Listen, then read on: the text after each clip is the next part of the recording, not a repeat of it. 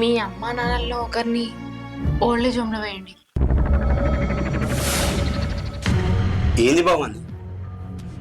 ఏం మాట్లాడుతున్నావు నువ్వు? నీకేమైనా పిచ్చా?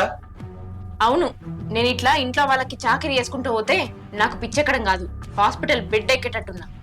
అరే, నువ్వు మాట్లాడే దాంట్లో ఏమన్నా అర్థం ఉందా? ఇప్పుడు ఏ కారణం చెప్పి వాళ్ళలో ఒకరిని ఓల్డేజ్ హోమ్లో ఏమంటావు? అది చూస్తే నలుగురు ఏమనుకుంటారు? అంటే నలుగురు కోసం నన్ను చావమంటున్నావా? వాళ్ళు వచ్చి నా కష్టం తీరుస్తారా? నేను చావమన్నానా? నువ్వేం చేస్తావో నాకు తెలియదు.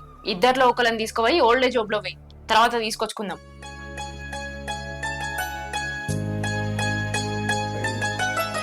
ఇప్పుడు ఎవరిని ఓల్డేజ్ హోమ్లో వేయాలి? మీ నాన్నని.